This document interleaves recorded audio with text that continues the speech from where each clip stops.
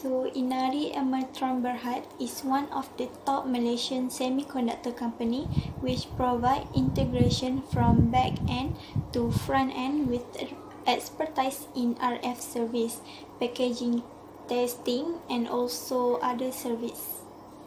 So, the company partakes in 3 business segments which are electronic manufacturing service, original design manufacturing of electronic tests, and also measurement equipment as well as investment holding.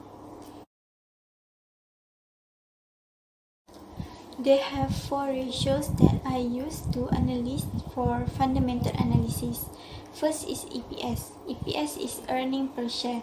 This is used to assessing the performance of the company for stock valuation purpose. On 2020, EPS is RM5 cent, which is lower than last year. This declining trend can signal to investors that company is in trouble, which can lead to a declining in stock price.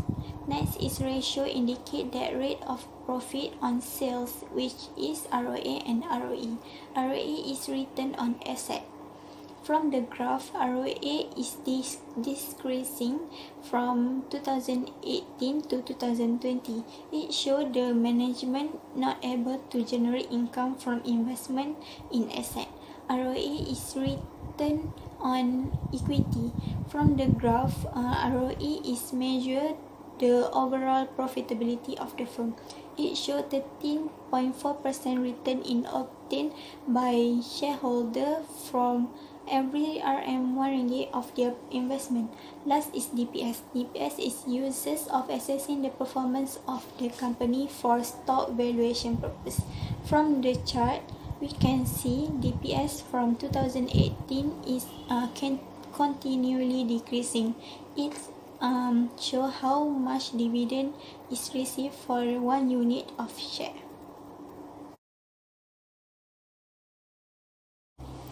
Next, we go to technical analysis. As we can see in the chart, is move in uptrend trend line. The price break the resistance line at price RM 2.95 cent and make it a new support line. EMA 50 is higher than EMA 100 and no signal for selling. MACD are below the original line. So Inari Amatram Berhad have made a plan to diversify their project. In 2021, Inari expect that the situation will improve as most end market recover. So for recommendation for existing investor, I suggest to hold to buy or hold to sell because price already create a higher high and no selling signal on the EMA. For the potential investor, it will recommend to wait until break the resistance become support to buy at RM 2.95 cent. Assalamualaikum and hi, my name is Nur Atira binti Nur Azman. The EPS for the latest 4 years seems to face a decreasing. The data for EPS is stated in the slides. The higher the EPS, the more profitability the company is. So from the data, the EPS in 2018 is more profitable compared to another 2 years. KESM Industries Berhad faced a decreasing in ROA for the past 4 years. ROA reveals management effectiveness in generating profits from the assets it has available.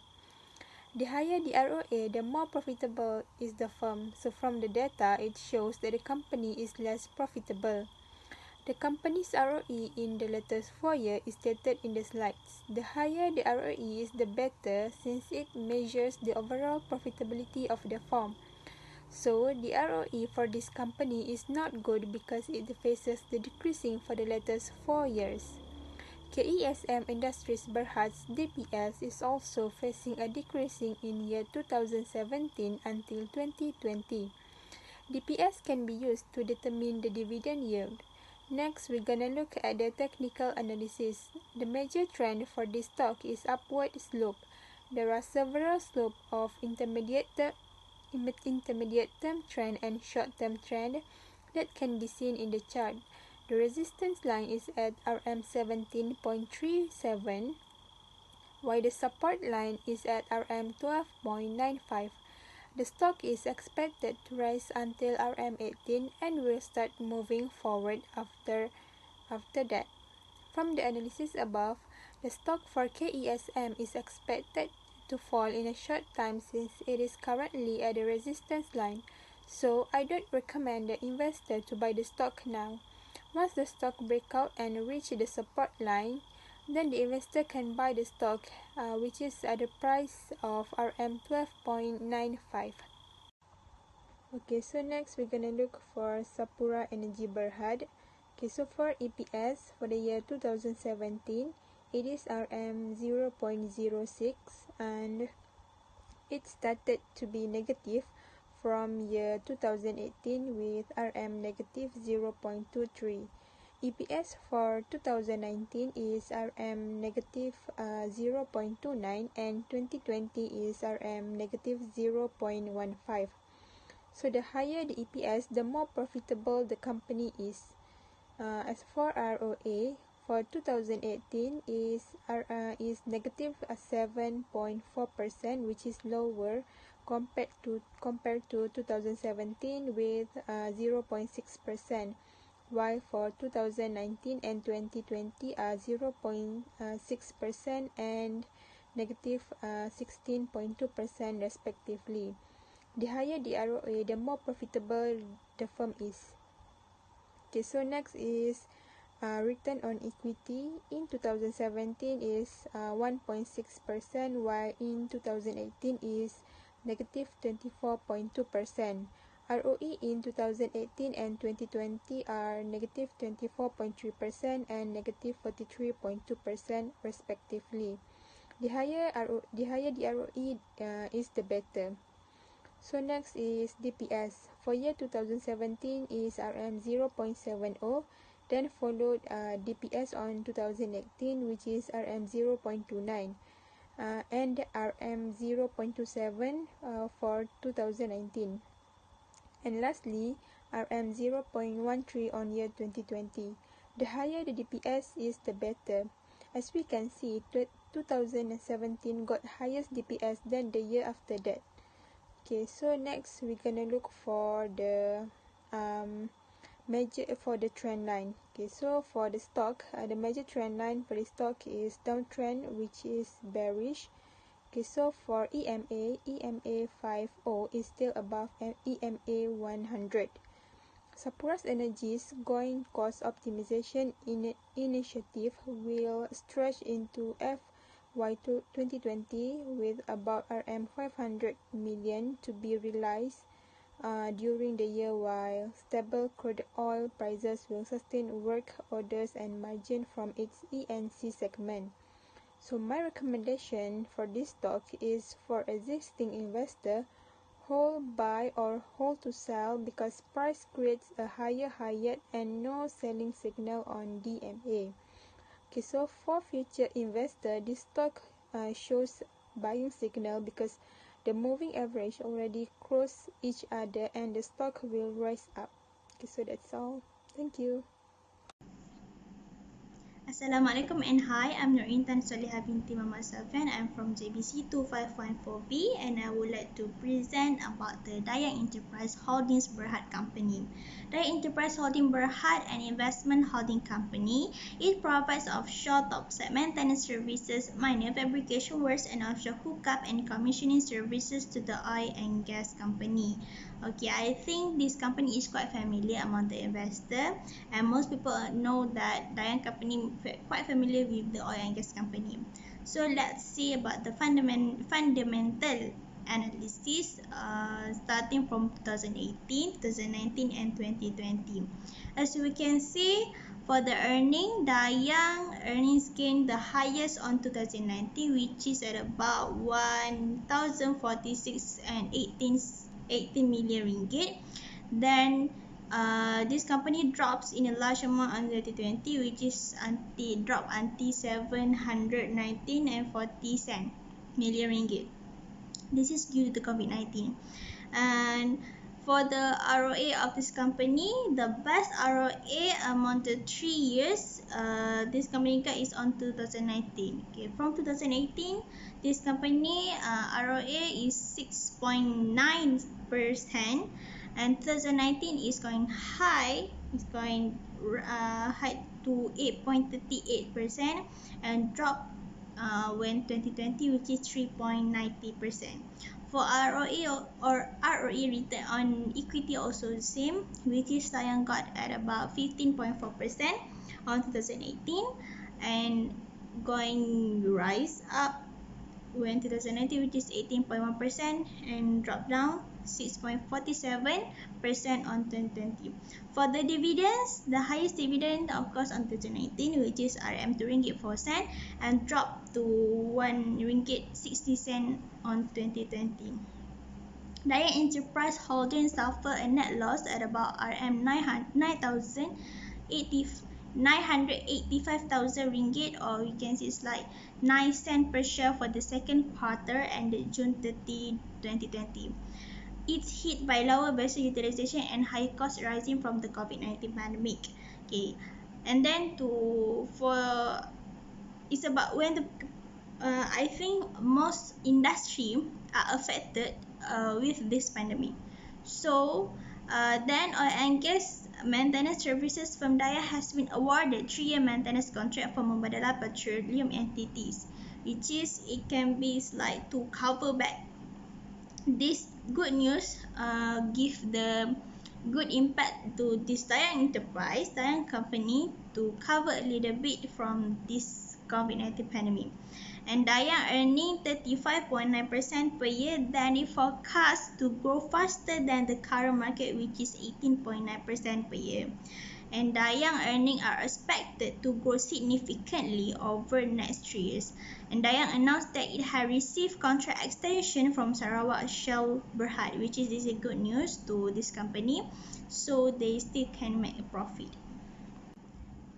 Now let's move to the technical analysis. From the graph above, as we can see from break previous, it shows the downtrend.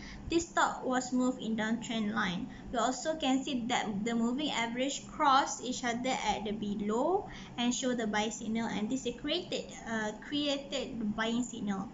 Based on the graph above, the support price is RM 0.723 and I put the 4 resistance price expected, which is the first one RM 1.331, second one RM 1.643, the third one 2.512, and the last one, the highest target price is 2.972 ringgit Malaysia. Okay.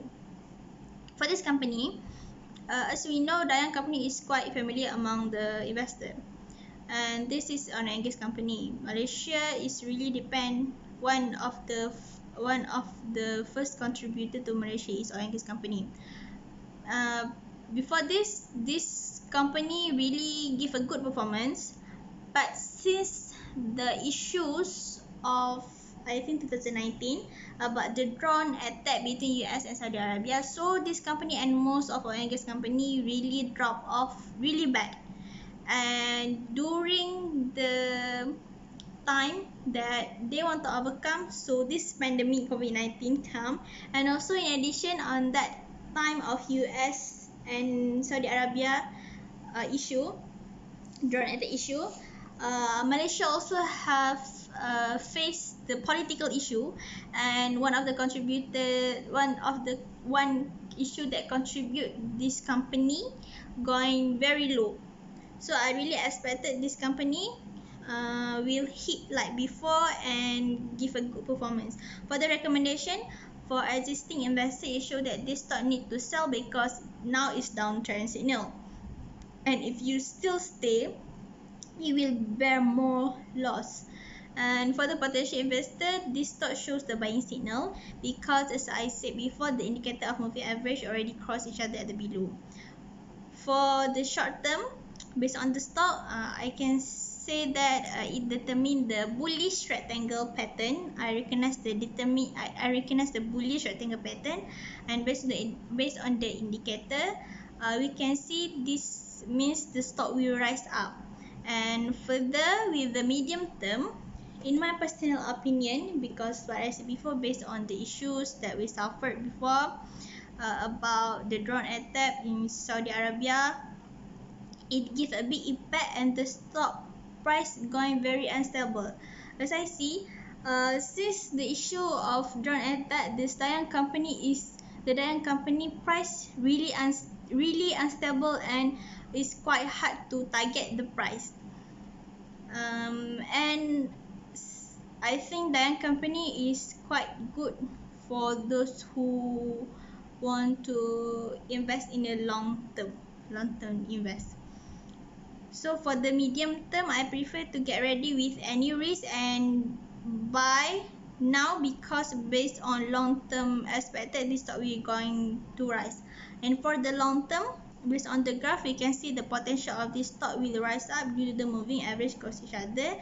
And mostly the investor make a research about this company if we going to bullish like before, and hopefully the price will rise like before.